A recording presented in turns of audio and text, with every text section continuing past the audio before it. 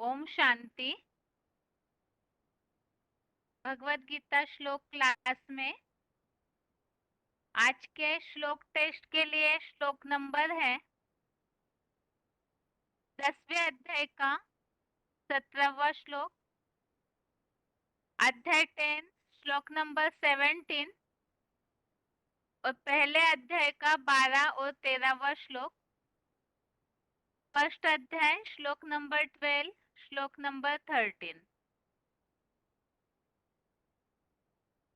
और टेस्ट के लिए पहला प्रश्न है,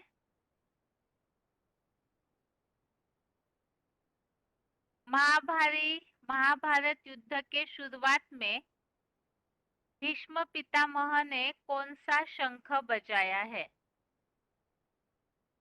महाभारत युद्ध के समय भीष्म पितामह ने कौन सा शंख बजाया है?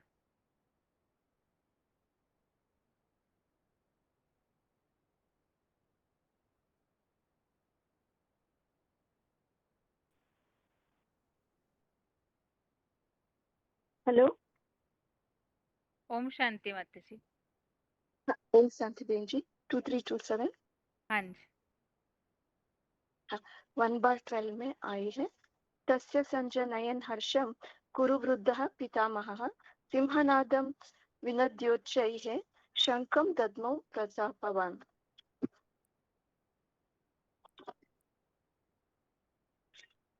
इसका अर्थ है उस दुर्योधन को हर्ष उत्पन्न कराते हुए कौरवों में वयोवृद्ध, कायरों में ब्रह्मचर्य में सम्माननीय व प्रतापी माने जाने वाले पितामह भीष्म ने लाउड स्पीकरों की आवाज द्वारा ज्ञान सूर्य के अकूट ज्ञान प्रकाश को ढकने वाले बादलों जैसा जोर से गरजकर हिंसक खूंखार जानवरों की दुनिया में बबरशेर जैसी गुंजायमान दहाड़ मारते हुए सारी दुनिया के झूठे जगत गुरु के अपने नशे में आदि शंकराचार्य कृत भगवान सर्वव्यापी की 1400 वर्षीय दीर्घकालीन अज्ञानता का मुखरूपी शंख बजाया।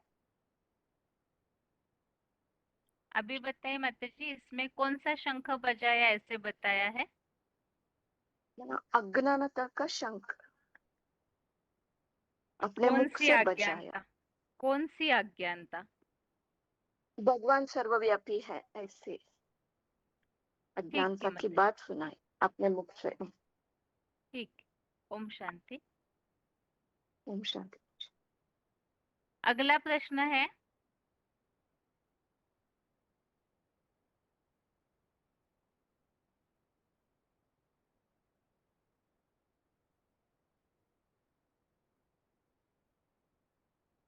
जो महाभारत युद्ध में अलग अलग वाद्य यंत्रों का शोरगुल बताया हुआ है, तो यहाँ बेहद के हिसाब से वो शोरगुल किस बात का है?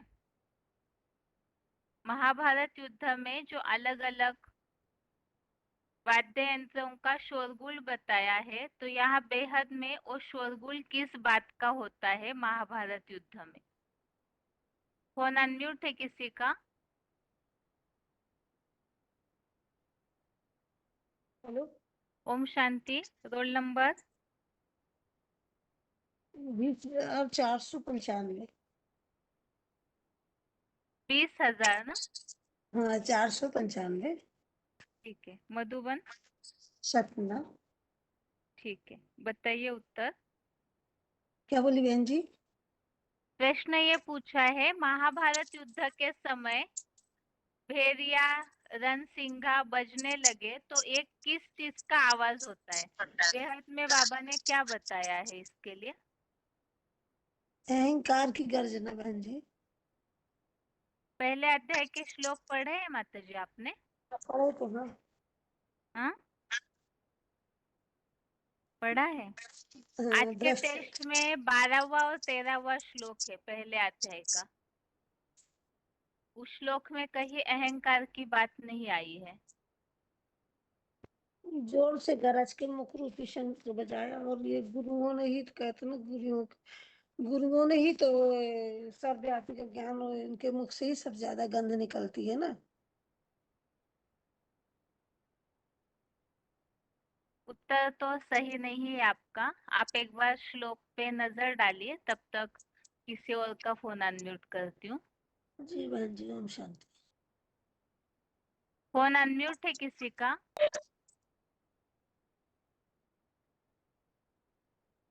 फोन ओम अनम्यूट है। ओम शांति। शांति। रोल नंबर है 27882, हाँ जी, सूरत मधुबन। हाँ जी। हाँ जी। जैसे ये पहले अध्याय के 13वें श्लोक में है, ज्ञान अज्ञान के बाजे, समाचार पत्र पत्रिकाएं, रेडियो चैनल्स आदि मीडिया, समाज और सरकार के लोगों की बड़ी बुलंद आवाजें अचानक ही होने लगी। उन सबका बड़ा भारी शोरगुल होने लगा। मतलब ये बेहद में ये है, ज्ञान अज्ञान के बाजे, समाचार पत्रिकाएं, चैनल्स आदि। उसमें क्या होता है? चैनल्स वगैरह में जो आवाज होता है, वो आवाज क्या है? किस चीज का आवाज होता है? वो ग्लानि की आवाज है, ग्लानि की ग्लानि आवाज। फैलाती। ठीक है। हाँ जी। भगवान को कैसे जान सकते हैं? भगवान को मनन चिंतन मंथन करके। ठीक है। हाँ जी। ओम जो शांति। सूर्यवंशी बच्चे हैं वो हाँ, मनन चिंतन मंथन करके मतलब भगवान को जानेंगे। हाँ। उसमें भी खास बात क्या बताई थी? मनन चिंतन मंथन किनका चलता है? हाँ, जो सेवा के फील्ड में रहेंगे, जो मतलब ज्यादा सेवा करेंगे, और जैसे वो सेवा करेंगे, सेवा के फील्ड में रहेंगे, तो बाप उन बच्चों में प्रवेश करके जैसे मनन चिंतन मंथन कराता है, और हर प्रश्न का उनको जवाब वो सेवा से मिल जाता है। पूछने करने की किसी से दरकार नहीं रहती। ठीक है। ओम शांति। ओम शांति। अगला प्रश्न है, अर्जुन ने पूछा है, जो सतना के माता जी का फोन अनम्यूट था, माता जी आप उत्तर बताएंगे अभी? हाँ जी बहन जी, ओम शांति। हाँ, बताइए। अर्जुन ने, नहीं, अभी जो आपको पहले प्रश्न पूछा था ना कि अलग अलग वाद्य यंत्रों का युद्ध की शुरुआत में आवाज होने लगा बहुत भारी, तो वो आवाज कौन सा है? ये अर्जुन ने पूछा ना ये उसमें। अभी अभी भाई ने उत्तर दिया, आप सुने थे भाई अच्छा, ने जोर जो से उत्तर गरज के दिया? लाउड स्पीकर और ये मीडिया कर्मियों की आवाज।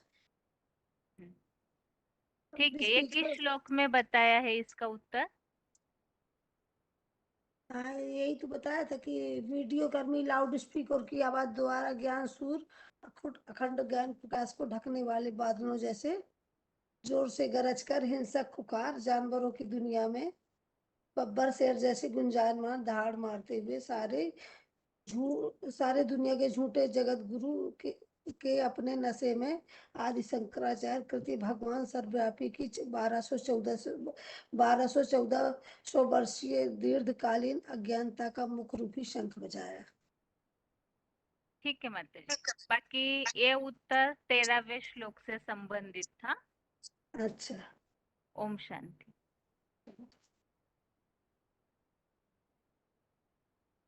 अभी अगला प्रश्न है, अर्जुन ने भगवान से पूछा है, किन किन श्रेष्ठ भावों के द्वारा मैं आपका चिंतन कर सकता हूँ? तो यहाँ चिंतन करना अर्थात क्या, और वो कौन से श्रेष्ठ भाव है जिनके द्वारा भगवान का चिंतन किया जा सकता है? इस संबंधित जो हमने पॉइंट सुना है, पॉइंट के साथ इस उत्तर को बताइए। निरंतर कैसे चिंतन कर सकते हैं भगवान का, और वो कौन से ऐसे स्वरूप है भगवान के जिसका निरंतर चिंतन किया जा सकता है? फोन अनम्यूट है किसी का? ओम शांति दीदी। ओम शांति। Roll number? 27058 मधुबन बल्लारी। हाँ जी। मतलब किन भावों में बाबा को याद मतलब चिंतन करना माना बाबा को याद करने की बात है। याद करने के लिए किन किन श्रेष्ठ भाव 3 भाव बोला है बाबा ने, बाप और टीचर और सदगुरु, मतलब गुरु के रूप में, तीनों रूप में भी हम याद करें तो भी हमारा अहो सौभाग्य बन जाता है। बाप माना बाप से ही हम जन्म मिलता है बच्चे के, शिक्षक के रूप में हम पढ़ाई पढ़ते हैं, हम सदगुरु के रूप में हम गति और सद्गति पाते हैं। इसी वजह से इन तीनों रूपों से कई-कई ऐसा हो जाता है, माया हम 3 रूप को याद करने के लिए बोला है, पर माया तीनों से ही हमको बुला देती है, मतलब याद टिक नहीं पाते हैं। पर तीनों में से एक को याद करें तो फिर भी सौभाग्य है। और ये बाप को याद नहीं आता तो टीचर को भी याद करते हैं, याद टीचर को याद नहीं आता सदगुरु को भी याद करें तो हमारा सौभाग्य बन जाता है। ठीक है, श्लोक बताइए। हाँ, एक मिनट। इसमें देखा दीदी, एक मिनट एक मिनट। कथं विद्या अहं योगिन् त्वं सदा परिचिन्तयन् केषु केषु च भावेषु चिन्तयः असि भावान् मया। हे योगीश्वर, आपको सहयोग बिना मैं कैसे निरंतर विचार मंथन करता हूँ। आप अचिंत्य अदृश्य रूप को पूरी रीति जान सकता हूँ। और हे भगवान, किन किन श्रेष्ठ भावों में मेरे जैसा डल पत्थर बुद्धि द्वारा आप निरंतर चिंतन करने योग्य हो। ठीक है, ओम शांति। ओम शांति। अगला प्रश्न है, बेसिक कोर्स में तो हम इस बात को समझते हैं कि परम पिता का जो स्वरूप है वो निराकार ज्योति बिंदु स्वरूप है। और यहाँ श्लोक में जो उल्लेख आया हुआ है अचिंत्य रूप और अदृश्य रूप, तो अचिंत्य क्यों बोला हुआ है भगवान के रूप के लिए? पॉइंट जो समझा था उस आधार से इस उत्तर को स्पष्ट कीजिए। अचिंत्य क्यों बोला हुआ है?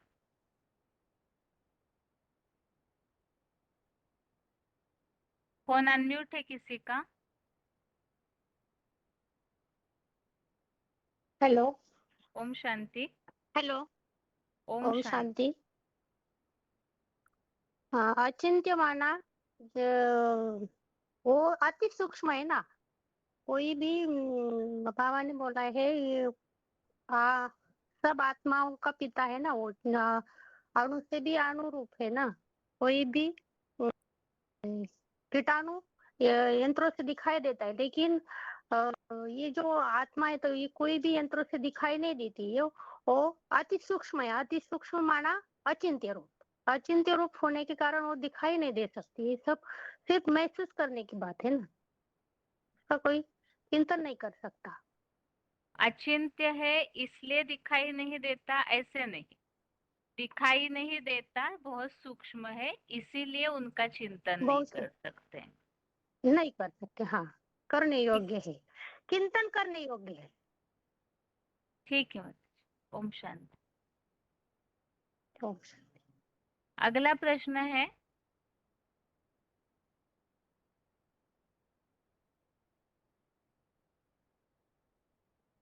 सन्यासी लोग जो अज्ञानता फैलाते हैं, तो अज्ञानता किस तरह से फैलाते हैं उससे संबंधित हमने कुछ पॉइंट्स समझे थे मुरलियों के। तो वो मुरलियों के पॉइंट्स बताइए। सन्यासी ऐसी सर्वव्यापी की अज्ञानता किस तरह से फैलाते हैं? श्लोक के साथ हमने कुछ मुरली पॉइंट समझे थे, तो कोई भी 1 या 2 मुरली पॉइंट बता सकते हैं आप। फोन अनम्यूट है किसी का?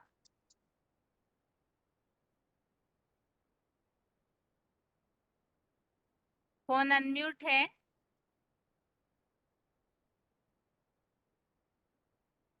आगे और किसी का फोन अनम्यूट किया है? हेलो दीदी। ओम शांति। Roll number? 9524 मधुबन। गंजाम। बताइए उत्तर। जो टीवी द्वारा, ईमेल द्वारा, पत्र पत्रिका द्वारा जो ये बाबा की जो अज्ञान रूपी जो सर्वव्यापी का ग्लानि करते हैं, वही जो स्वर्गुल करते हैं, वो है जो सन्यास लोग है। क्योंकि सन्यास लोग को भगवान को ठीक पूरी रीति से न पहचान के कारण भगवान को सर्वव्यापी कर दिया है। जो इसमें जो दिखाया है सारा चार तरफ जो जो स्वर्गुल हुए हैं, जो टीवी द्वारा पत्र पत्रिका द्वारा ही बाबा की ग्लानि किए है वो लोग। हेलो। हाँ, यहाँ माता जी जो मुरली पॉइंट बताए हुए हैं ना श्लोक के नीचे, उसमें से कोई पॉइंट बताने के लिए बताया था। श्लोक के नीचे काफी सारे मुरली पॉइंट दिए हुए हैं ना। श्लोक के नीचे ये मैंने निकाली हूँ। श्लोक किताब के नीचे खुला नहीं है।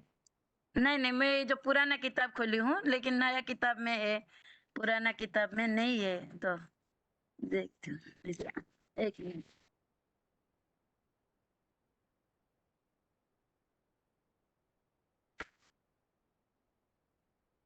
हेलो। हाँ हाँ, हेलो। बताइए। हाँ जी। हाँ, और इसमें जो शंख रूपी है, मुख की बात है। इसमें तुम ज्ञान शंख बजाते हो तो मुरली तरीके है। और पहले जो इस ब्रह्मा में तो साकार निराकार में मेल ब्रह्म बाबा की प्रवेश था। इनकी अर्जुन रूपी रथ कहते हैं। मुरली माता जी, तारीख ये तो यहाँ 14 नंबर आ गया। सन्यासियों की बात चल रही है। हाँ, हाँ, श्लोक सन्या 12वां। हाँ, हाँ, स्वर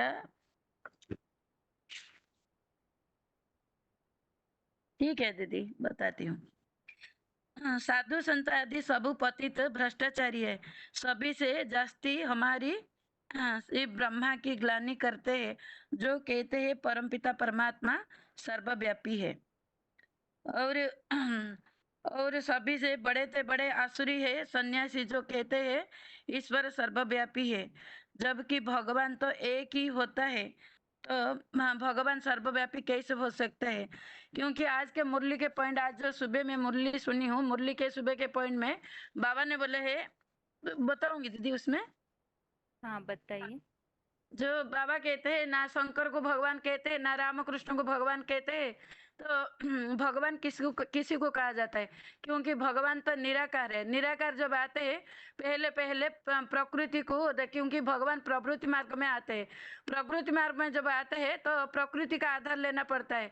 जो जिस प्रकृति का आधार लेने, जो मुकर शरीर में आधार लेने पड़ते हैं, उनको परम ब्रह्म रखा है। वो परम ब्रह्म के आधार पर बाबा ने जो जिसी में प्रवेश करते आप समान बना करके, वो जो परम ब्रह्म, उनका जो साकार शरीर रूपी अव्यक्त मूर्ति ना, जो अव्यक्त मूर्ति में गीता में भी लिखा हुआ है, मैं अव्यक्त मूर्ति ना, जो अव्यक्त मूर्ति है शिवलिंग, जो शिवलिंग को सारा विदेश भी सभी लोग मानते हैं, वही है भगवान। लेकिन भगवान को न पहचान के कारण ये सन्यासी लोग को, ये शंकराचार्य लोग को, जितना साधु संत लोग को भगवान को ठीक पूरी रीति न पहचानने के कारण भगवान को सर्वव्यापी कर दिया है। और ये जो बाबा की ग्लानि के बारे में सारा टीवी चैनल, ये सारा चैनल में, पत्र पत्रिका में बाबा की निंदा करके सर्वव्यापी करके जो करने के कारण जो अच्छे भगवान का पूरी अच्छी रीति जो पहचान है, वो अच्छी रीति पूरी रीति पहचान को कोई भी पहचान नहीं पाते हैं।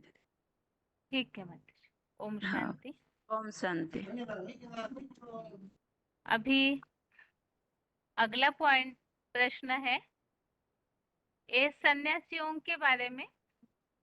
उन्होंने अज्ञानता का जो शंख बजाना शुरू किया है, उसकी शुरुआत कब से हुई और कितने समय से? एक तो उसकी शुरुआत किसने की अज्ञानता का शंख बजाने की, और उसका समय बताया हुआ है श्लोक में कि कब से ये अज्ञानता का शंख बजाना शुरू हुआ है। वो समय और उस व्यक्ति का नाम बताइए जिन्होंने ये अज्ञानता का शंख बजाना शुरू किया। फोन अनम्यूट है किसी का? फोन अनम्यूट है?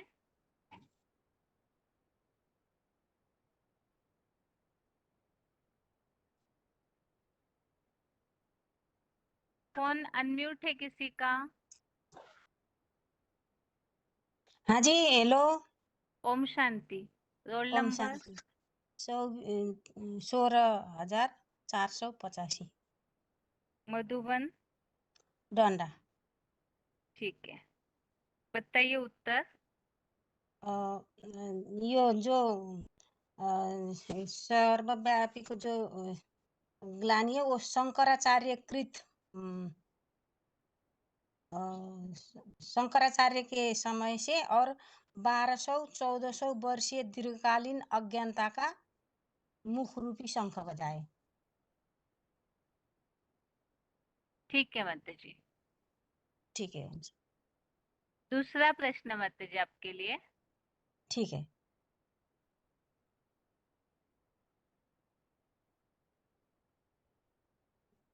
मीडिया वाले जो बताए ना, महाभारत युद्ध के समय मीडिया चैनल्स वगैरह ग्लानि से आवाज फैलाते हैं, तो उससे सबसे बड़ा नुकसान क्या होता है ब्राह्मण परिवार का? उसका प्रभाव ब्राह्मण परिवार पर क्या पड़ता है? श्लोक के नीचे कुछ पॉइंट दिया हुआ है, उसमें उसका हाँ जी। उत्तर है। तो सभी से जो बड़े बड़े असुर और सन्यासियों जो कहते हैं ईश्वर सर्वव्यापी है, जबकि भगवान तो एक है, तो ये जो माता कहते जी, हैं पर शायद प्रश्न समझने में गलतफहमी हुई है आपको। प्रश्न ये पूछा 13वें श्लोक संबंधित, हाँ जैसे जी। मीडिया वगैरह अखबारों में जब अचानक आवाज होता है, मतलब वो तो ग्लानि की आवाज करते हैं, तो उसका प्रभाव ब्राह्मण परिवार के ऊपर क्या पड़ता है, या जो समाज है उनके ऊपर उस आवाज का क्या प्रभाव पड़ता है? वो जो वो लोग में ऐसा कि जो अहंकार माना, जो कंट्रोल करने वाले, जो चलाने वाले हम है, ऐसा देह को अहंकार बढ़ जाता है। हाँ, यहाँ मेन बात तो है, अगर ग्लानि फैल जाती है तो अज्ञान का अंधकार फैल जाता है। जिनकी बुद्धि में गहरा ज्ञान नहीं है, अब न्यूज़पेपर्स या चैनल्स में अलग अलग ग्लानि की बातें सुनते हैं, तो क्या होता है, अज्ञान का अंधकार आ जाता है। जो बताया ना, मीडिया से माया का घोर अंधकार फैल जाता है इस दुनिया के घोर पसारे में। ठीक है माता जी। ठीक है। ओम शांति। अभी अगला प्रश्न है, भीष्म पितामह के बारे में हमने पॉइंट समझे थे। भीष्म पितामह श्लोक में एक क्लैरिफिकेशन दिया हुआ है, और इसके अलावा हमने जो पॉइंट सुना है भीष्म पितामह के लिए, वो पॉइंट बताइए। बाबा ने किसके लिए भीष्म पितामह शंख बजाते हैं बताया है। फोन अनम्यूट है। Hello. Om Shanti. Roll number. 27146 Madhuban. Jabalpur. ठीक है, बताइए क्वेश्चन, उत्तर। बहन जी क्वेश्चन पूछिए, फिर से बताइए। भीष्म पितामह के लिए हमने पॉइंट सुने थे कल दो। भीष्म पितामह शंख बजाते हैं, वो किन के लिए बताया है कि महाभारत युद्ध के समय भीष्म पितामह ने शंख बजाया? भीष्म पितामह होते बड़े बड़े शंकराचार्य लोग, उनको भीष्म पिता कहते हैं ना बहन जी। हाँ, बहन जी वो क्या है उसका, शंख बजाए वो मतलब अज्ञानी, मतलब उनने वो ज्ञानता के शंख बजाए, मैंने सारी दुनिया में सर्वव्यापी भगवान सर्वव्यापी रूपी शंख बजाया उन्होंने। ठीक है माता जी। इनकी कल मैं सुन नहीं पाई थी, पॉइंट लिखे नहीं है मैंने, मैं मन से सुना रही हूँ। हाँ, ठीक है माता जी। जी। ओम शांति। ओम। प्रश्न सेम यही है जो भीष्म पितामह के लिए हमने पॉइंट समझे थे। भीष्म पितामह किन के लिए बताया हुआ है? फोन अनम्यूट है किसी का?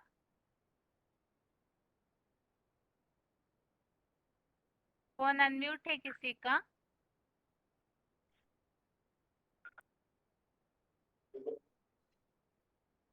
फोन अनम्यूट है।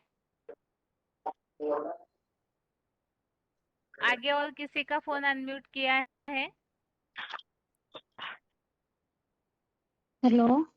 ओम शांति। Roll number? ओम शांति दीदी। 27,383। मधुबन। ढेंकानाल। ठीक है, बताइए उत्तर। बाबा ने टीचरी में बताया है कि सन्यासियों में जो अव्वल नंबर है वो लक्ष्मी को बताया गया है। वो है लक्ष्मी वाली आत्मा, सबसे पावरफुल माने बात बजाने वाले हैं। और क्योंकि वो बुद्धि में सन्यासी जो पवित्रता को मैं नहीं समझते हैं, और जो दुर्वाद खुशवाद जो जंगल में चले जाते हैं, घर परिवार बीबी बाल बच्चे को छोड़ देने से पवित्रता बनाएंगे ऐसे समझते हैं। और वो ब्रह्म कुमारियों में भी ऐसे समझते हैं कि दूर रहने से कुछ संकल्प में वो पावर आ जाती है। तो ब्रह्म कुमारियों से कोई शक्ति निकलती है ना, जो कि ऐसे कहा गया है कि अव्वल नंबर की जो भीष्म पितामह है, वो जो आत्मिक स्टेज में है और जो पवित्रता के स्टेज में वो अव्वल नंबर आत्मा है। तो आत्मिक स्टेज में दैहिक स्टेज में भी वो पावरफुल बन जाते हैं। ठीक है माताजी। ओम शांति। और एक शास्त्र में भी हाँ बताया है। हाँ, बताइए। एक वार्तालाप में भी बाबा ने बताया है कि जो महाभारत का जो युद्ध दिखाते हैं शास्त्रों में, वो 18 दिन का बताया गया है। वो तो बहुत लंबा समय बता दिया है, पर बाबा ने बताया कि महाभारत युद्ध तो सामने खड़ा है, माना वो अभी तैयार होने के लिए बाबा ने बताया है कि युद्ध में गंगा जब निकलती है सागर में जो टकराएगी, तो उस समय बड़ा युद्ध सामने खड़ा हो जाएगी। इसीलिए गंगा के जो पुत्र है वो भीष्म पितामह बताया गया है। जब वो निकलता है तो वो बड़ा युद्ध का शुरू हो जाता है। वो पहला जो ग्लानि रूपी मुख रूपी शंख बजाता है। ठीक है माताजी। ओम ओम शांति। शांति जी। अगला प्रश्न है, ये जो 13वें श्लोक संबंधित एक पॉइंट हमने समझा था, जो ततः शंकश्च भैरेश्च पनवानक गोमुखा, उसके बारे में बाबा ने स्पष्टीकरण दिया है एक पॉइंट में। तो वो पॉइंट बताना है कि उसमें बाबा ने क्या बताया है। फोन अनम्यूट है किसी का?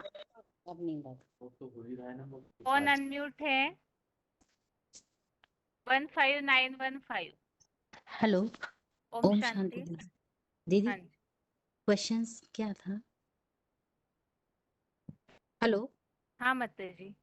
हाँ, प्रश्न प्रश्न क्या ये था पूछा दीदी? है 13वें श्लोक संबंधित, कल हमने एक पॉइंट समझा था, जो उसी श्लोक के लिए क्लैरिफिकेशन दिया था बाबा ने कि किस तरह से महाभारत युद्ध के समय शोरगुल मचता है।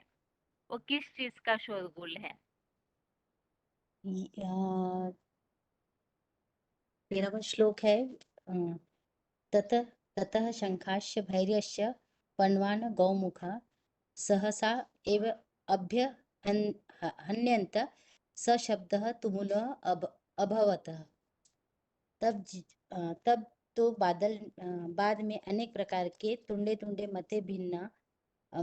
मते भिन्ना छोटे छोटे बड़े मध्यम मुखों वाले शंख ज्ञान शंख और भेड़िए ढोल नगाड़े और जैसे ज्ञान अज्ञान के बाजे समाचार पत्र पत्रिकाएं रेडियो रणसिंघा चैनल्स आदि मीडिया समाज और सरकार के लोगों की बड़ी बुलंद आवाजें अचानक ही होने लगी। उन सब का बड़ा भारी शोरगुल होने लगा। यही है ना दीदी? हाँ, श्लोक तो ठीक है, लेकिन यहाँ जो वीसीडी का क्लिप सुना था वो पॉइंट पूछा था बाबा ने, उसमें क्या बताया है इस श्लोक के बारे में? तो घोर अंधियारी रात होगी माया, मैंने लिखी तो हूँ। अज्ञान अंधकार की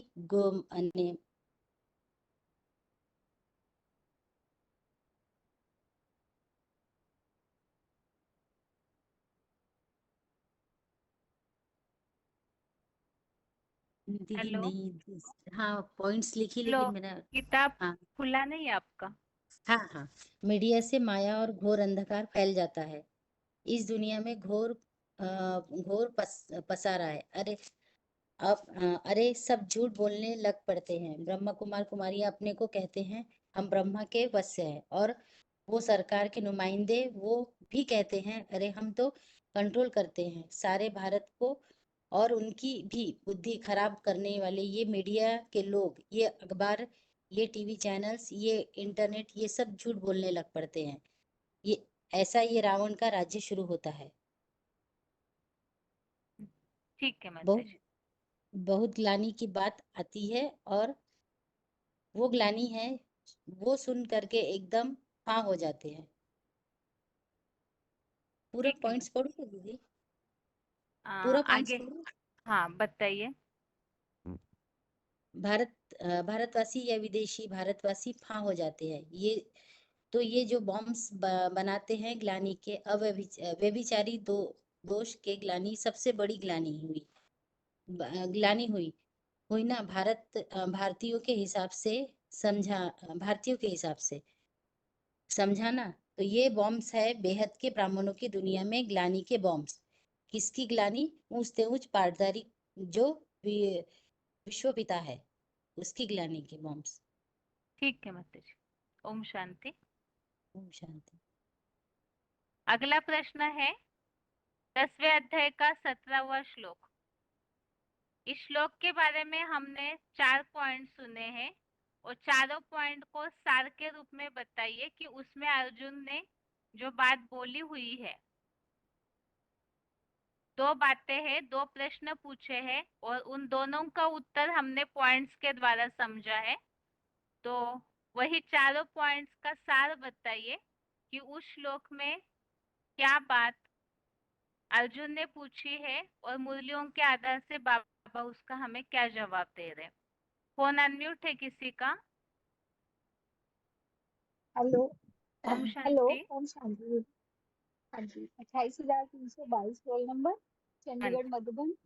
हाँ जी, हाँ जी दीदी, वो क्या है, पहले तो पूछा है ना कि मैं कैसे विचार सागर मंथन करता हुआ आपके अचिंत्य अदृश्य रूप को जान सकता हूँ। तो इसमें है कि जो सूर्यवंशी हैं वो खुद मनन चिंतन मंथन करके कमाने खाने वाले हैं। तो जितनी सेवा करेंगे तो बाप उनमें प्रवेश करके मनन चिंतन मंथन कराता है, किसी से भी पूछने की दरकार नहीं पड़ती है।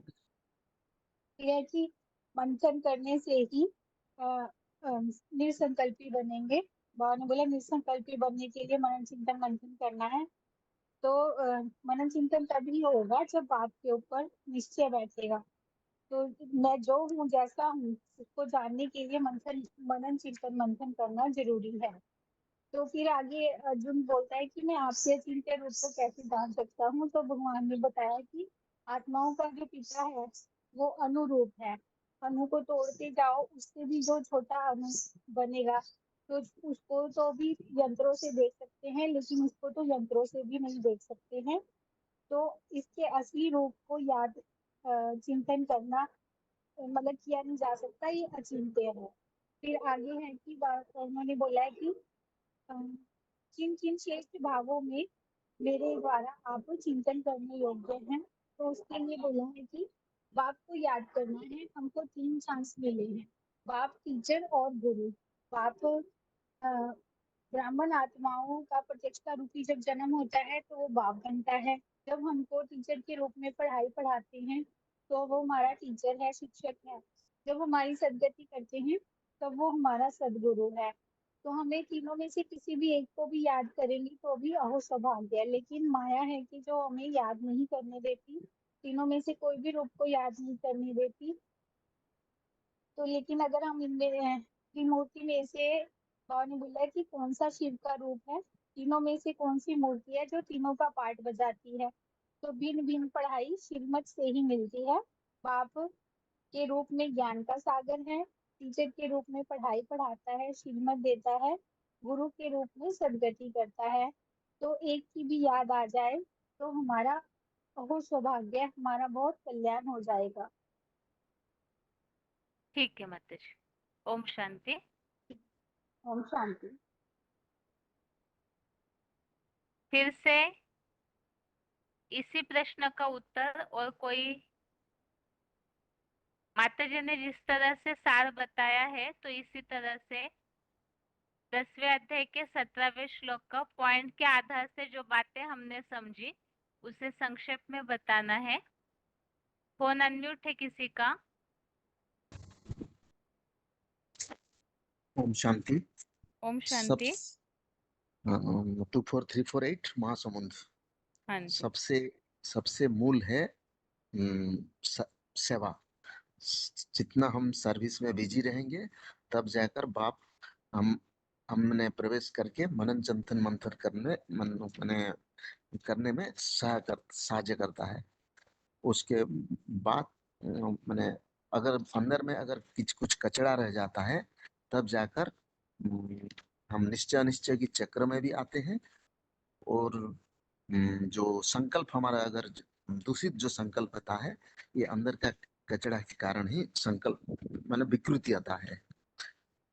और निसंकल्प बनने का आधार भी मनन चिंतन मंथन ही है। तब जाकर निश्चय की चक्र नहीं चलेगा अगर मंथन नियमित रूप से होगा। और स्थायी रूप में हमारा बाप की यथार्थ रूप भी स्थायी रूप में बुद्धि में बैठेगा। और बाप जो 3 रूप में बाप पाठ बजा रहे हैं, बाप टीचर सदगुरु, ये तीनों रूपों में ही हमको याद करना है। बाप तो प्यार का सागर है, टीचर रूप में श्रीमत देता है और सदगुरु रूप में हमको सदगति देता है। इसलिए कोई भी एक भी रूप में अगर याद करेंगे तो अहो भाग्य है। ठीक है, श्लोक बताइए। श्लोक देख कर बताना पड़ता है। हाँ चलेगा।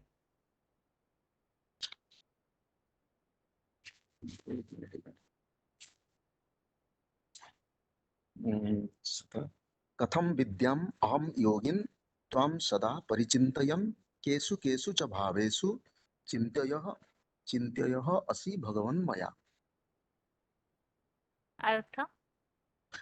हे योगीश्वर, आपके सहयोग बिना मैं कैसे निरंतर विचार मंथन करता हुआ आप अचिंत्य अदृश्य रूप को पूरी रीति जान सकता हूँ। और हे भगवान, किन किन श्रेष्ठ भावों में मेरे जैसे डल और पत्थर बुद्धि द्वारा आप निरंतर चिंतन करने योग्य हो। ठीक है, ओम शांति। शांति।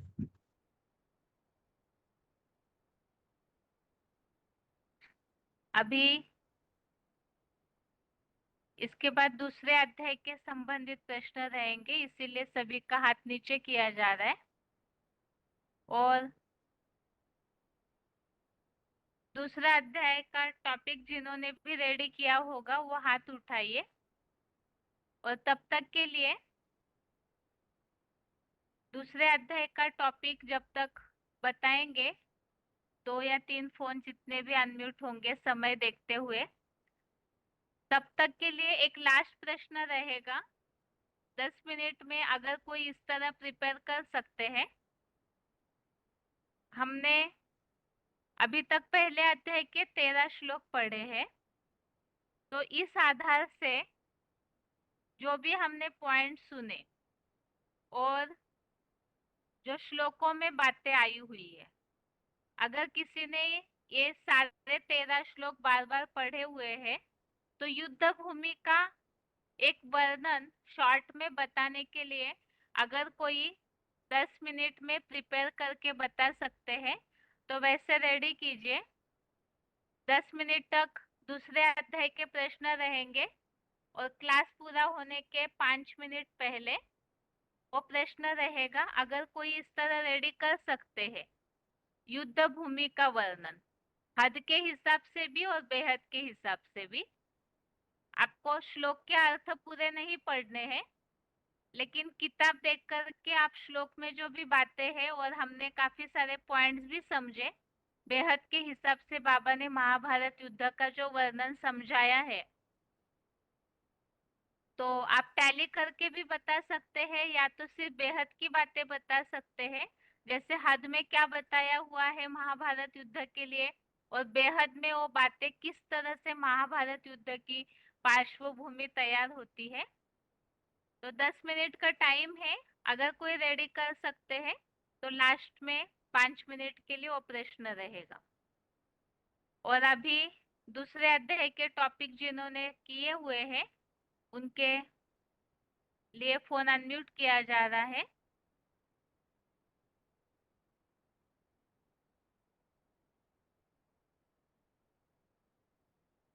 फोन अनम्यूट है।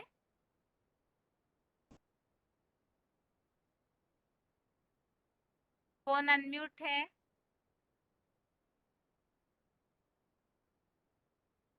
बनारस के माता जी का फोन अनम्यूट है, फोन पे ध्यान दीजिए।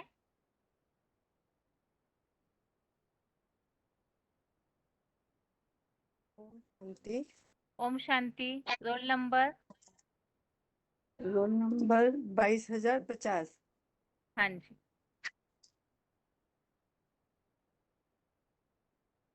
बताइए माता जी। हाँ, दूसरे अध्याय में हम लोगों ने जैसे कि ये इंद्रियों की वो चंचलता का कारण और इसको स्थिर करने के उपाय ये उन श्लोकों में समझे थे।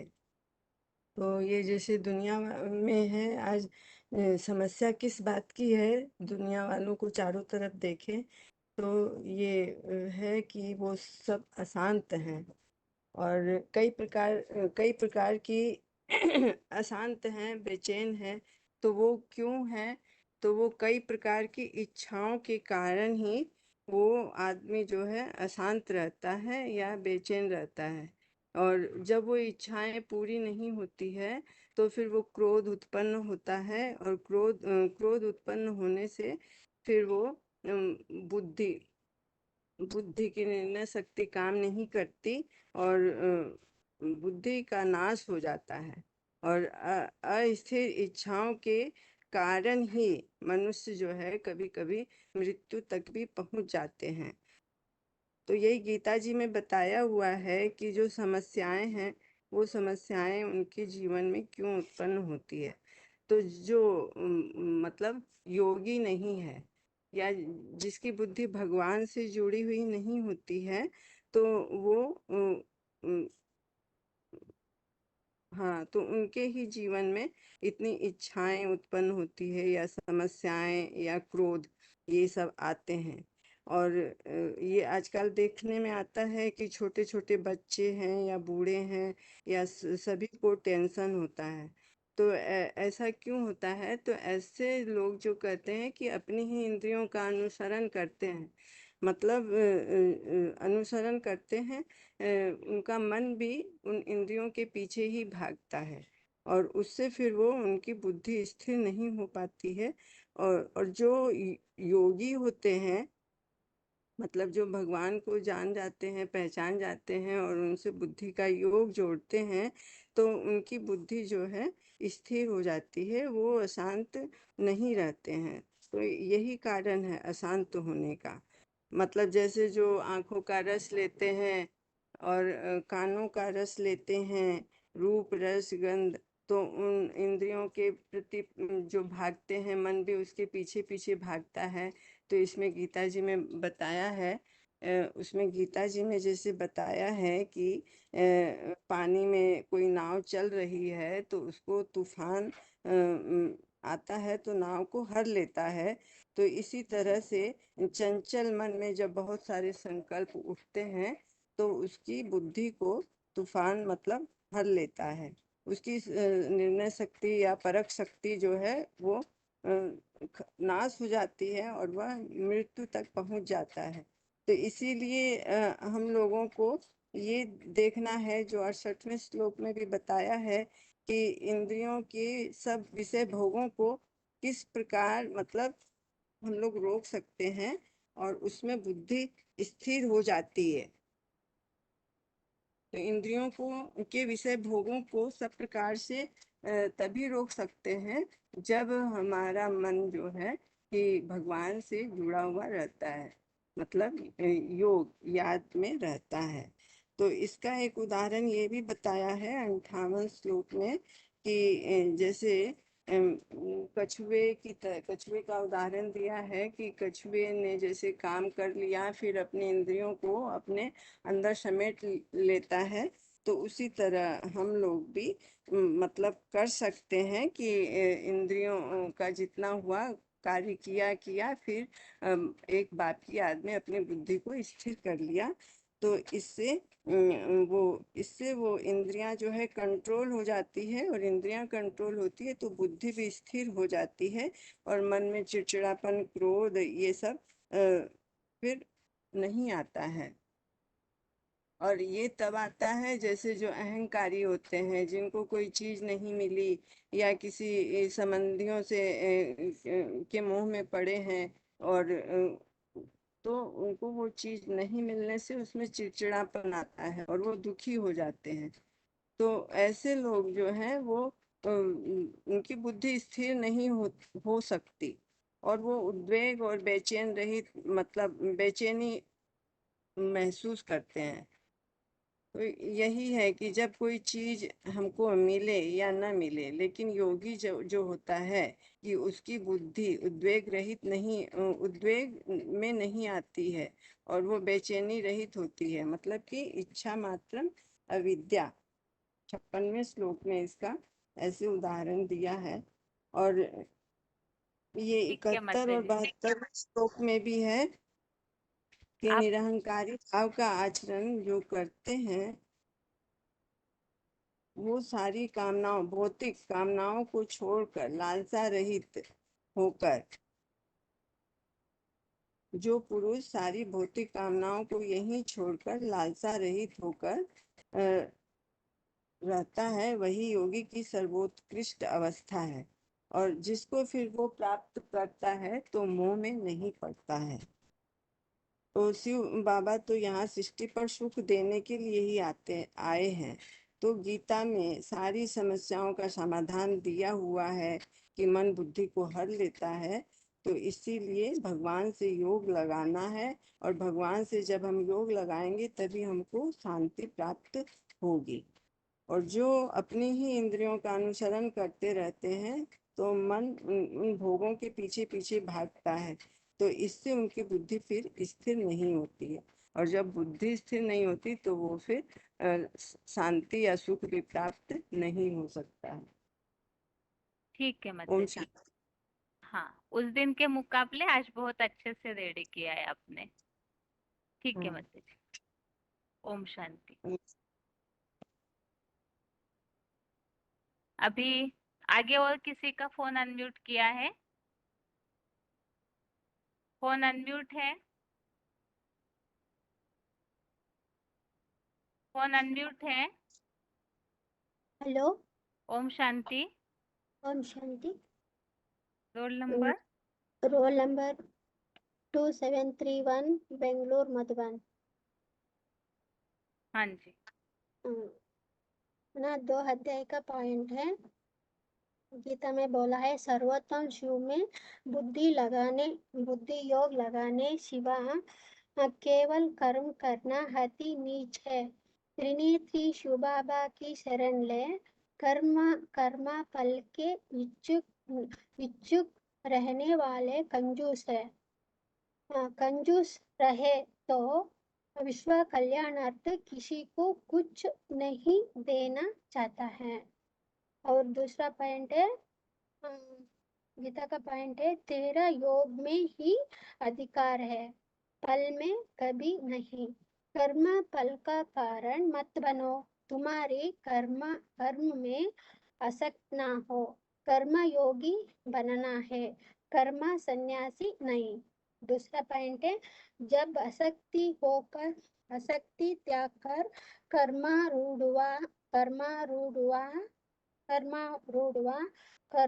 कर, हर प्रकार के द्वंद्वों से समत्व ही योग कहा जाता है।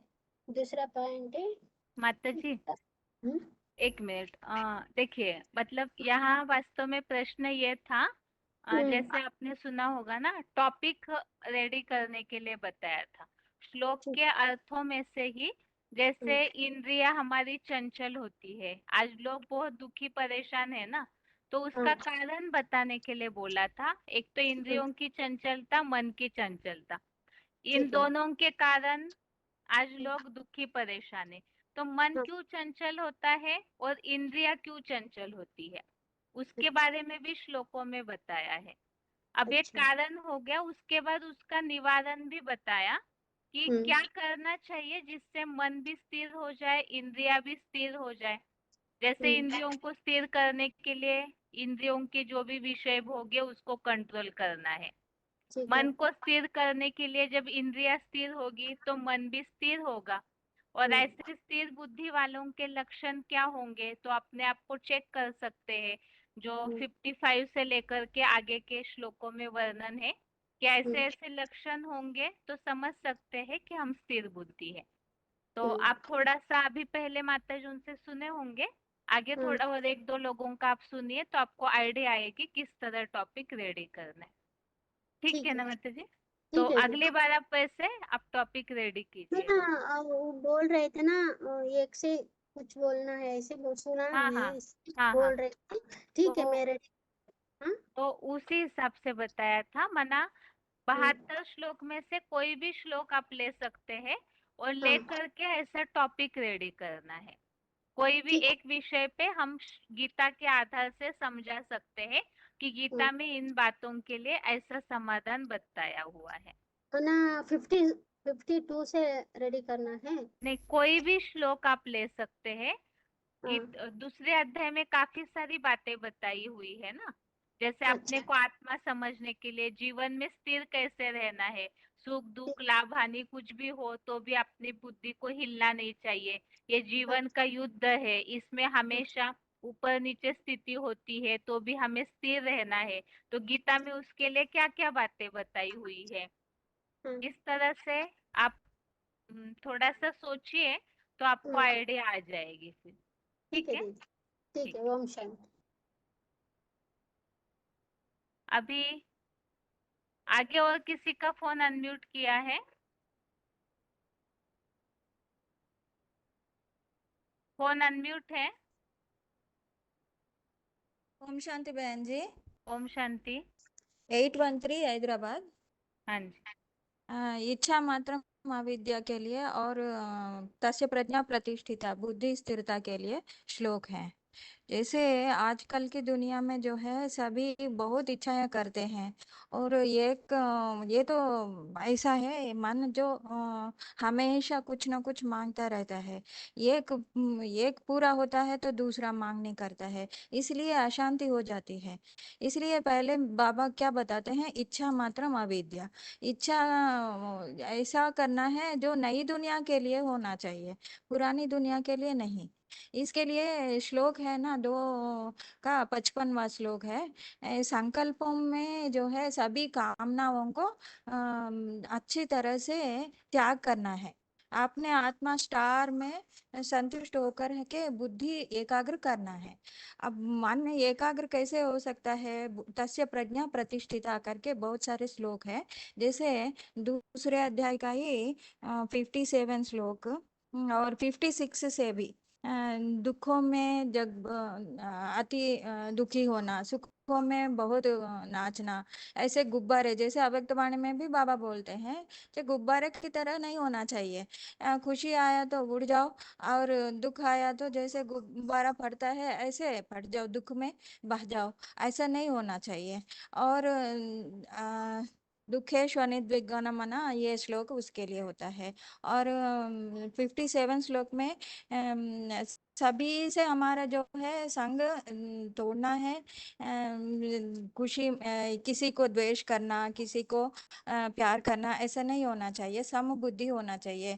जैसे शंकर के लिए बताते हैं, असुर भी प्यार करते हैं और देवता भी प्यार करते हैं और मनुष्यों को भी शिव बाबा सब कुछ देते हैं, प्यारा है। ऐसे ही आगे भी हम देखते हैं तो उसकी बुद्धि स्थिर कब हो सकता है, सभी प्रांतों से सभी प्रांतों से सभी तरफ से हमने बुद्धि को एकाग्र करना चाहिए। जैसे कूर्म अपने अंगों को बाहर करता है जब काम होता है, और काम पूरा होने के बाद सारे अंगों को अपने अंदर खींच लेता है। ऐसे ही जो योगी होता है ना, उसको जो है किसी चीज में लौकिक चीज में और सारे रसों में उसकी बुद्धि जाती ही नहीं है। मतलब वैराग्य स्वतः ही आ जाता है उसको। कुछ आज आज क्लास का पॉइंट में भी बाबा ने बताया ना, जो सूर्यवंशी होते हैं उसको पूछने करने की भी इच्छा नहीं होती, क्योंकि वो स्वतंत्र होते हैं, मनन चिंतन करते हैं, जैसे सेवा करते हैं तो बुद्धि विशाल होती है। तो आप बाबा उनको जो है सहयोग देते हैं मनन चिंतन करने में। तो ऐसा जो है यहाँ भी जो ही रसवर्जन रसोपि अस्यम परं दृष्ट्वा निवर्तते। निवर्तते मतलब उन इच्छा निकल जाती है, इच्छाएं भोगने की, रसों में इच्छा करने की पूरा बुद्धि हट जाती है।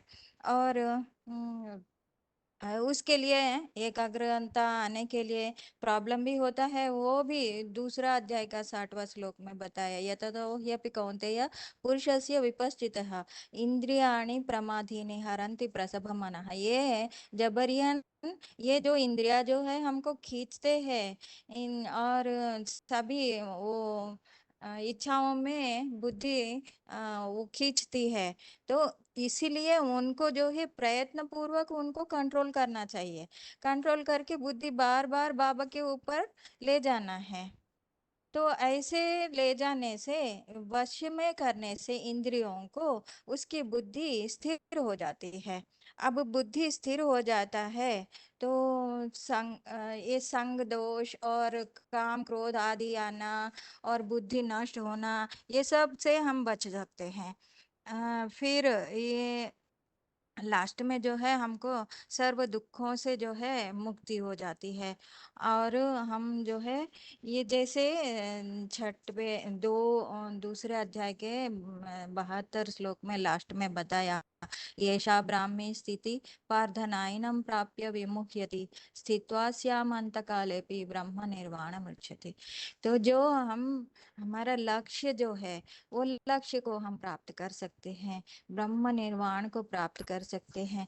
मतलब बाबा के स्थिति को हम पा सकते हैं। बाबा भी बोलते हैं बाप समान बनो, बाप समान बनो, ऐसा स्थिति हम पा सकते हैं। ये कर्म करने से हमारी बुद्धि स्थिर हो जाती है। स्थिर बुद्धि होने पर वैराग भी आती है, और फिर बाबा के स्थिति को हम पा सकते हैं। ठीक है और माता जी। भाई को, बाकी हाँ बताइए बहन जी। जैसे थोड़ा सा आपके दो टॉपिक मिक्स हो गया, जी मतलब ये टॉपिक इस तरह से वास्तव में होना चाहिए, सिर्फ जी हम बाहर वालों को बता सके एक टॉपिक, हाँ क्योंकि ज्ञान में चलने वाले हम सभी तो गीता पढ़ ही रहे हैं। जी अब बाहर वालों को जैसे सूर्यवंशी वगैरह की बातें जल्दी समझ में नहीं आएगी ना, नहीं, हाँ जी हाँ इस जी, हिसाब से थोड़ा सा आप अगली बार रेडी कीजिए। लाइट ठीक है जी। भाई को दे दूं? दे दीजिए। ओम शांति बहन जी। ओम शांति। तो ये मन को कंट्रोल करने के लिए टॉपिक में बताता हूँ। ये अर्जुन से पूछता है, मन तो कपि जैसा है, उनको कंट्रोल करना बहुत कठिन होता है। तो भगवान बताते हैं, असंशय महाबाहो मनो दुर्निग्रहण चलम अभ्यासेन तो कौन्तेय वैराग्येन च गृह्यते। अभ्यास और वैराग्य वृत्ति ये दोनों होना चाहिए। जैसे कि कहते हैं भक्ति मार्ग में भी, अभ्यासानुसरी विद्या च तपः उद्योगानुसरी लक्ष्मी फलम भाग्यानुसारिणी। तो प्रैक्टिस तो करनी चाहिए सभी को, क्योंकि मन एव मनुष्याणां कारणम बंध मोक्षयो। मन ही बंधन में डालता है, मन ही मुक्ति को देती है। मन एव मनुष्याणां कारणम बंध मोक्षयो बंधाय विषयासंगी मुक्त निर्विषम स्मृतम। अगर मन से मुक्त हो जाए तो निर्विष हो जाते हैं। मन भक्ति मार्ग में भी ये भी कहते हैं, मनेव जगत सर्वम, सारा जगत मन से ही होता है। मन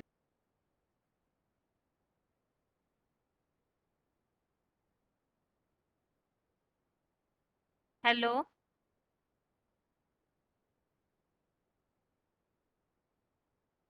हेलो, हेलो, हेलो।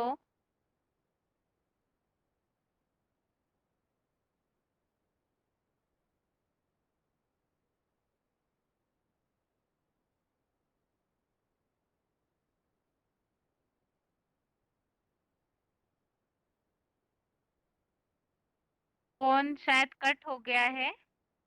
आगे और किसी का फोन अनम्यूट किया है?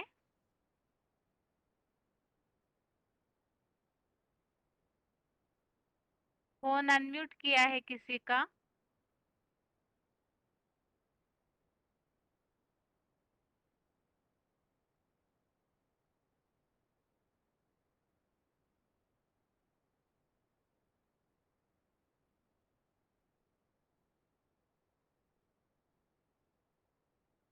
फोन अनम्यूट है किसी का?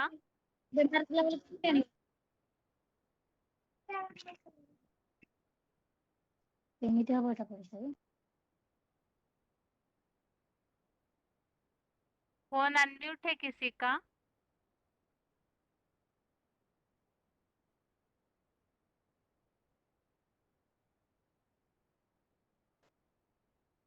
फोन अनम्यूट है?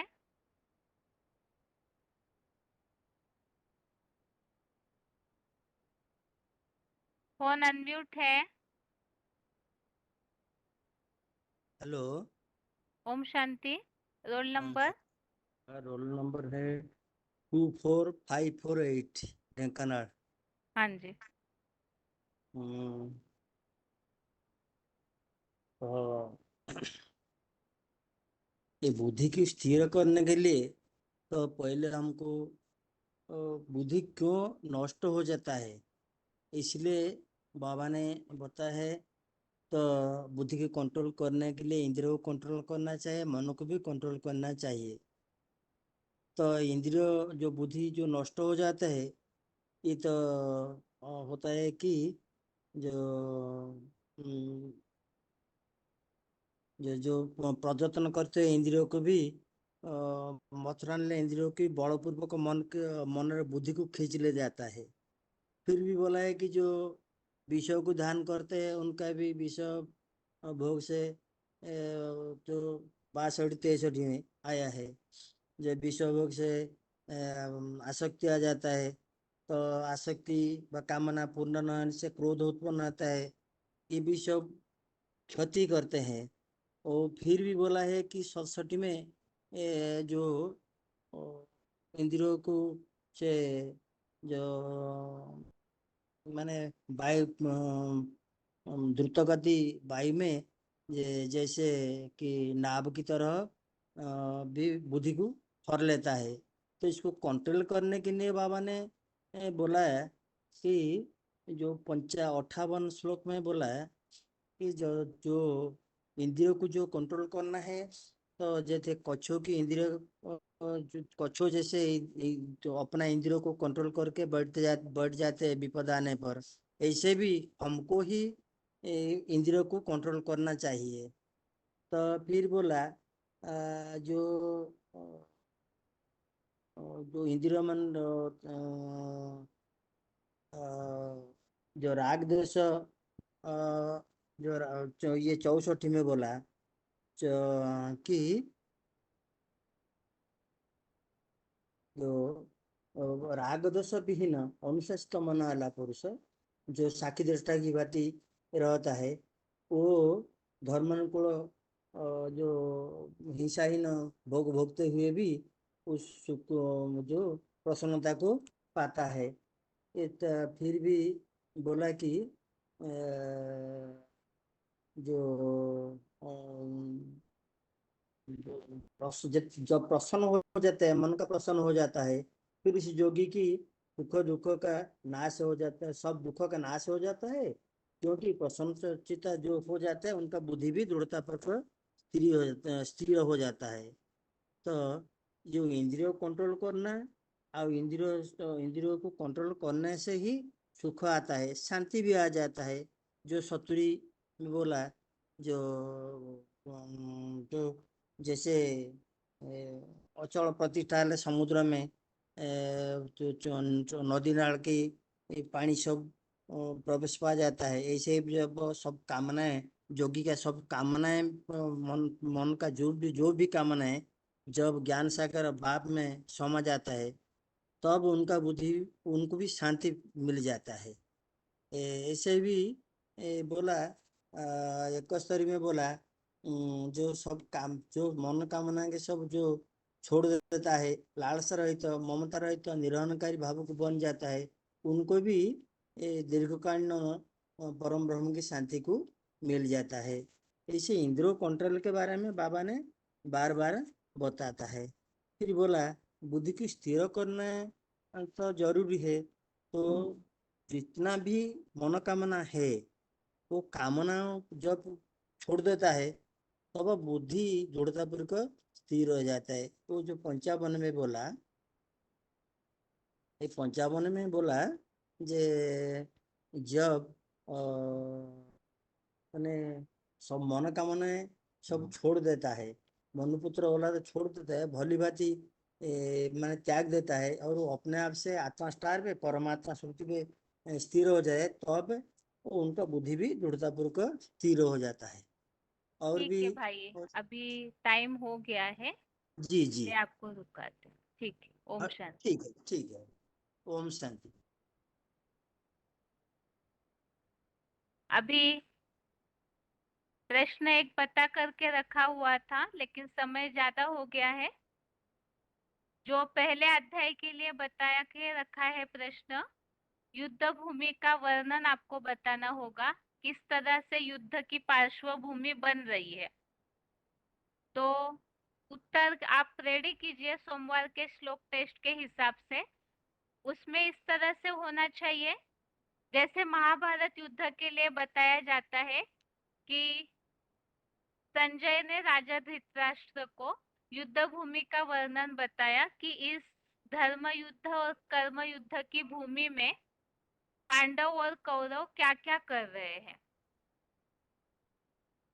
और उसमें जैसे कि बताया कि दुर्योधन जाकर के द्रोणाचार्य के पास ये बात बताने लगे। कौरव सेना और पांडव सेना का वर्णन बताया कि किस तरह से पांडव सेना में भी धृष्टद्युम्न जैसे, भीम जैसे अलग अलग महारथी है, और कौरव सेना में भी दुर्योधन के लिए अपने जीवन का त्याग करने वाले और ऐसे शस्त्रों का प्रहार करने वाले अनेक योद्धाएं हैं।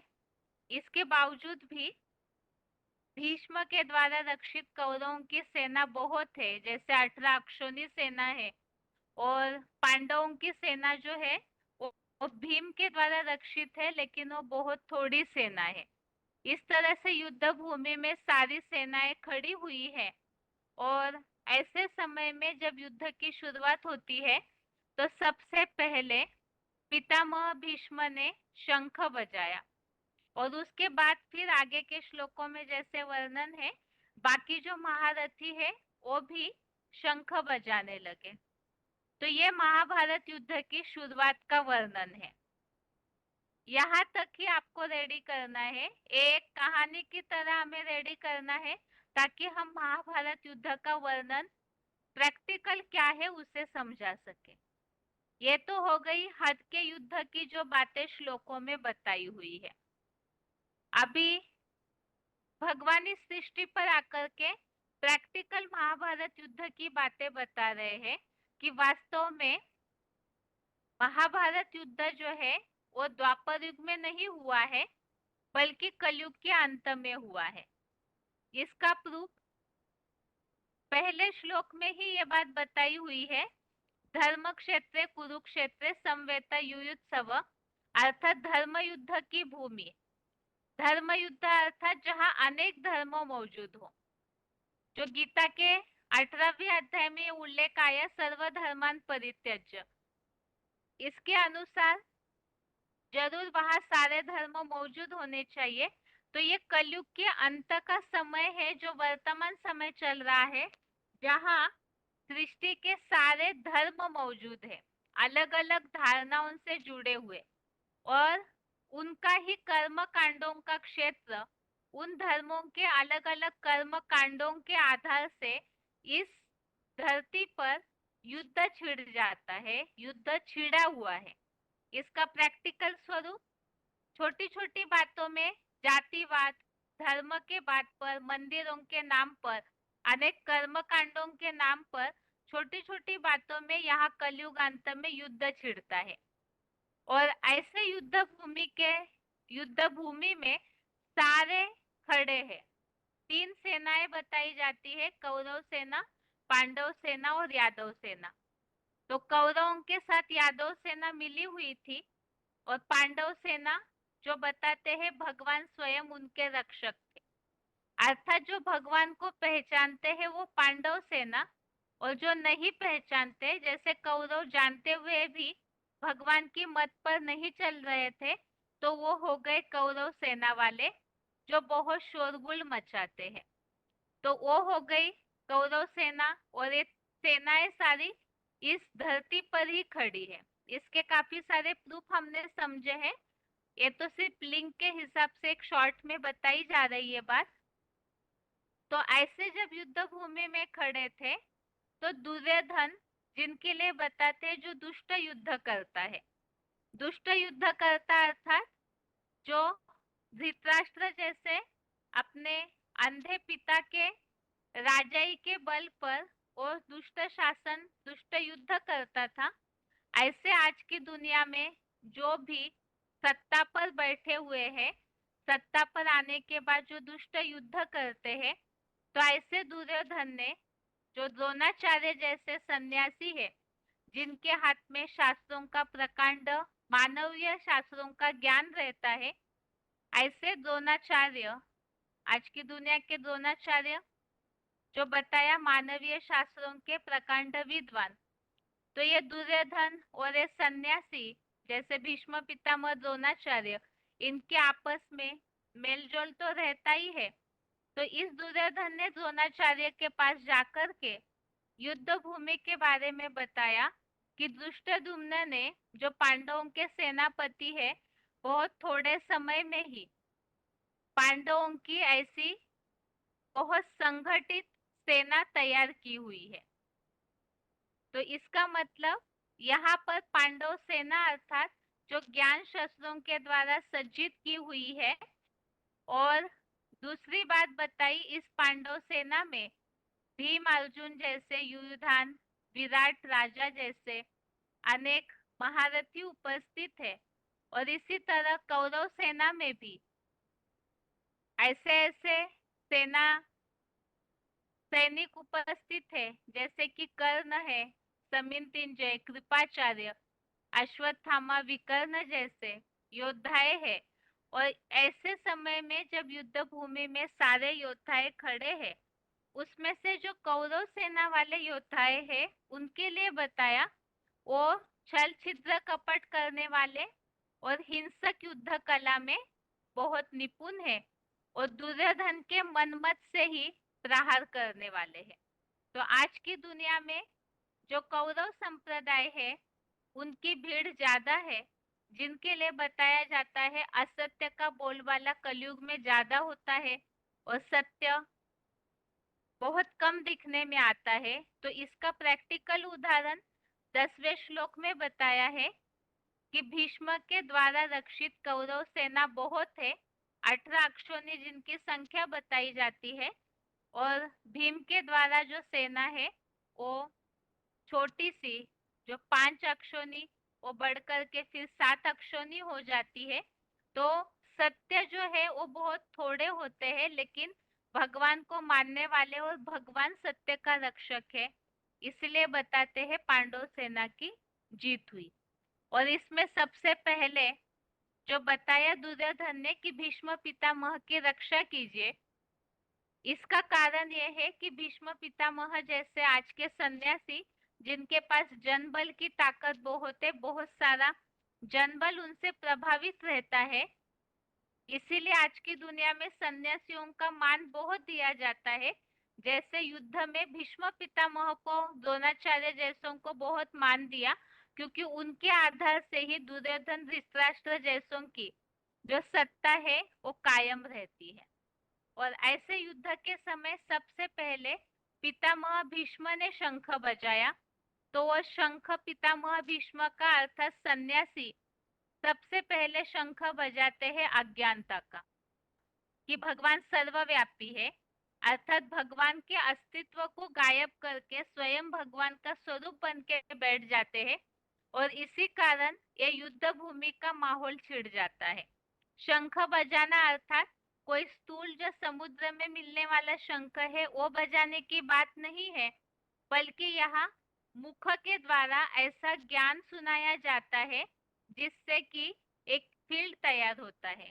इसके नीचे के श्लोकों में शंख का अर्थ बताया बाबा ने कि जो जैसे जैसे ज्ञान सुनाते हैं, एक तरफ अज्ञानता फैलाने वाले भी अपना अज्ञानता का ज्ञान का शंख बजाते हैं, ज्ञान बताने वाले भगवान को प्रत्यक्ष करने वाले ज्ञान का मुख रूपी शंख बजाते हैं और उतना उतना महाभारत युद्ध का फील्ड तैयार होता है, अर्थात एक संघर्ष का वातावरण, एक युद्ध भूमि तैयार हो जाती है और यही वास्तव में सत्य और असत्य की महाभारी महाभारत लड़ाई है।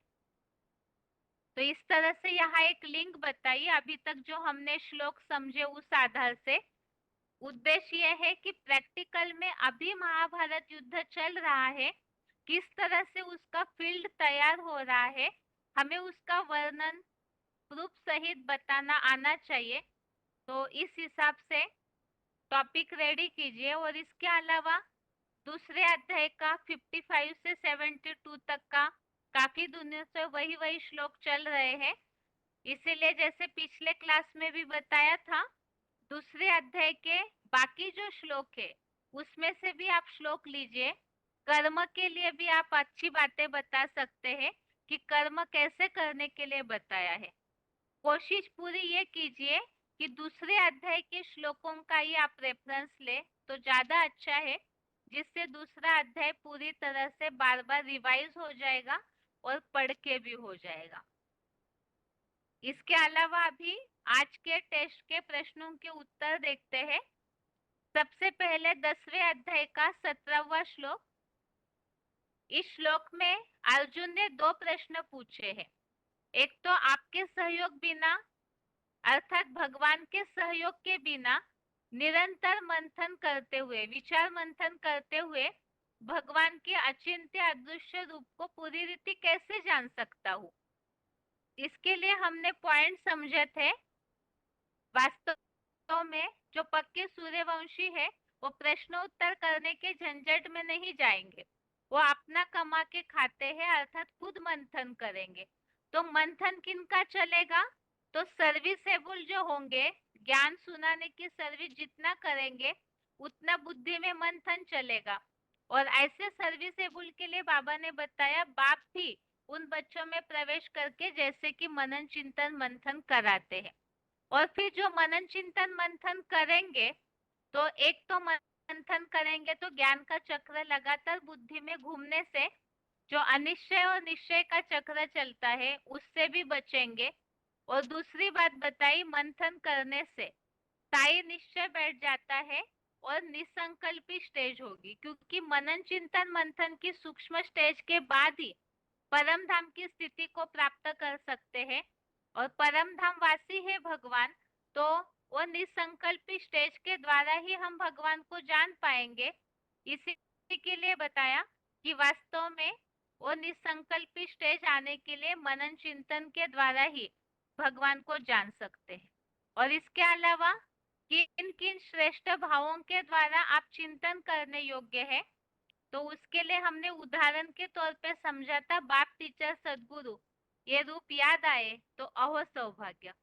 इसके अलावा निरंतर चिंतन अर्थात निरंतर याद के लिए बहुत सी मुरलियों में बाबा बताते हैं सर्व संबंधों से जितना हम याद करेंगे उसमें मुख्य ये 3 संबंध बताए बाप टीचर सदगुरु, तो उतना ही निरंतर भगवान की याद आएगी। और जितना याद करेंगे तो उतना ही हम परम पिता के स्वरूप को पहचान भी सकते हैं, उनके उतना नजदीक भी जा पाएंगे। इसके अलावा पहले अध्याय का 12वां श्लोक, इस श्लोक में जो उल्लेख आया हुआ है, प्रश्न ये पूछा था सन्यासी अर्थात भीष्म पितामह ने कौन सा शंख बजाया। तो शंख के लिए तो हमने समझा है मुख रूपी शंख, मुख के द्वारा जो ज्ञान सुनाया जाता है। तो पितामह भीष्म रूप सन्यासी सबसे पहले भगवान सर्वव्यापी का अज्ञानता का शंख बजाते हैं, और जिसके कारण जो मूल बात है ज्ञान प्रकाश, ज्ञान सूर्य का जो ज्ञान प्रकाश है उसको ढक देते हैं। ऐसा सर्वव्यापी का ज्ञान सन्यासी फैलाते हैं कि भगवान एक व्यापी है ये बात दुनिया में भूल जाते हैं। और वो शुरुआत कब से हुई तो बताया शंकराचार्य के द्वारा भगवान सर्वव्यापी का अज्ञानता का शंख बजाया गया 1200-1400 वर्ष पूर्व। अर्थात जब से सन्यासी आए तो शिवोहम पने का शंख बजाया उन्होंने कि भगवान नेति नेति नहीं जानते हम उनको, तो शिवोहम हम ही शिव है ब्रह्मास्मि। तो इस तरह से ये अज्ञान का अंधकार फैला देते हैं, जिसके लिए पॉइंट भी हमने समझे हैं कि परमपिता परमात्मा से सन्यासियों का जो मिथ्या ज्ञान है वो बेमुख करा देता है। भगवान को भी 84 लाख योनियों में लेके गए, सर्वव्यापी कह दिया, तो इसके कारण ही अज्ञान का पूरा अंधकार इस सृष्टि पर फैल जाता है। इसके अलावा भीष्म पितामह के लिए हमने 2 पॉइंट समझे थे। एक भी जैसे कि संजय का पॉइंट भी हमने समझा जो बाबा ने बताया, वास्तव में यहाँ संगम युग में कोई एक संजय, कोई एक भीष्म पितामह, कोई एक युधिष्ठिर की बात नहीं, वो तो सैंपल बताए हैं 5 पांडव, तो उनको फॉलो करने वाले नंबरवार वैसे गुण धारण करने वाली आत्माएं भी होती है।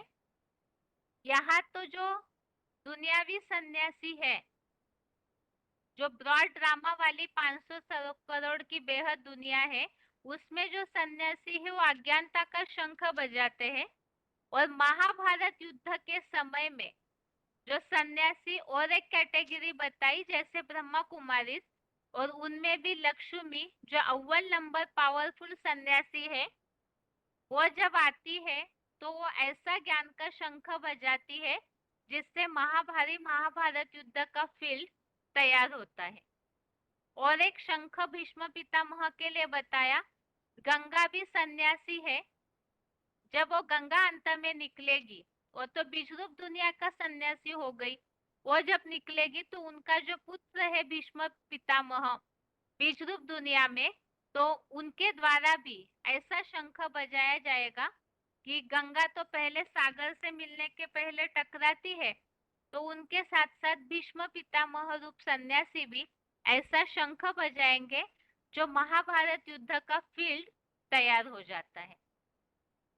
और इसके अलावा 13वां श्लोक, श्लोक नंबर 13, इसमें बात आई है कि जैसे ही पितामह भीष्म ने शंख बजाया तो वो तो बहुत बड़ा शोरगुल उन्होंने शंख बजाते ही शुरू किया। उसके बाद फिर पूरी तरह से युद्ध भूमि में अलग अलग शंख बजने लगे, भेरिया, ढोल, नगाड़े, रणसिंघा, इन सब का आवाज होने लगा। तो ये अलग अलग वाद्य यंत्र है जो युद्ध की शुरुआत के पहले की निशानियां बताई जाती है कि इस तरह से युद्ध भूमि में आवाज होने लगा इन वाद्य यंत्रों का। तो यहाँ तो बाबा भगवान जब आते हैं तो बेहद में ये युद्ध भूमि कैसे तैयार हो रही है, तो जैसे ही अज्ञानता का शंख बजाते हैं सन्यासी, तो वैसे ही छोटे मोटे और भी ऐसे शंख बजने लगते हैं। कोई अज्ञानता के शंख बजाते हैं और भी उन बातों को अज्ञानता फैलाने में सपोर्ट करते हैं और उसको सहयोग देते हैं, जैसे मीडिया, टीवी चैनल्स, अखबार, अलग अलग समाचार पत्र पत्रिकाएं, तो ये भी फिर उस अज्ञानता की बात को सपोर्ट करते हैं और जो भगवान का कार्य है उसके प्रति ग्लानि फैलाने में मदद करते हैं। तो उन सब का भी बड़ा भारी शोरगुल होने लगा। तो आज की दुनिया में एक ही समय में चारों तरफ शोरगुल इन वैज्ञानिक साधनों के द्वारा ही हो सकता है। तो वही महाभारत युद्ध के अलग अलग वाद्य यंत्र यहाँ श्लोक में बताए हैं, जिसके लिए हमने पॉइंट में समझा कि जब ऐसे ये जो बाबा ने श्लोक संबंधी जो पॉइंट हमने सुना था, उसमें बाबा ने ये बात बताई कि जब ये टीवी चैनल्स वगैरह जब परम पिता शिव प्रत्यक्ष होंगे शिवरात्रि के बाद, तो ये जो अखबार टीवी चैनल्स वगैरह आज ग्लानि फैला रहे हैं, वही फिर प्रत्यक्षता का नगाड़ा भी बजाएंगे। लेकिन अभी यही अज्ञानता के बाजे बजा रहे हैं, तो उसके कारण इतना घोर अंधकार फैल जाता है कि सब के सब उसके प्रभाव में आ जाते हैं और वही महाभारत युद्ध का एक पार्श्वभूमि या फील्ड तैयार होता है। तो ये आज के श्लोक टेस्ट के प्रश्नों संबंधित उत्तर हो गए और अगली बार के लिए टॉपिक बताया हुआ है। तो ये जो स्थिरता इंद्रियों के बारे में जो बताया, अगर रेडी किया है तो बताइए अगली बार जरूर। अन्यथा जिन्होंने रेडी नहीं किया है तो दूसरे अध्याय संबंधित और जो श्लोक है उसके आधार से आप जरूर टॉपिक रेडी कीजिए। लेकिन प्रयास ये कीजिए ज्यादा लंबा न हो, फिर आपकी जो लिंक है बोलने का फ्लो उसको रोकना पड़ता है। और इसके अलावा जो बीच में फोन कट गया था किसी का 812 ये रोल नंबर जिनका था, तो सोमवार के टेस्ट के हिसाब से आप अपना टॉपिक रेडी करके रखिए, उस दिन आपका टॉपिक पूरा किया जाएगा। बाकी अभी आज के लिए गीता क्लास यहाँ पूरा होता है। ओम शांति।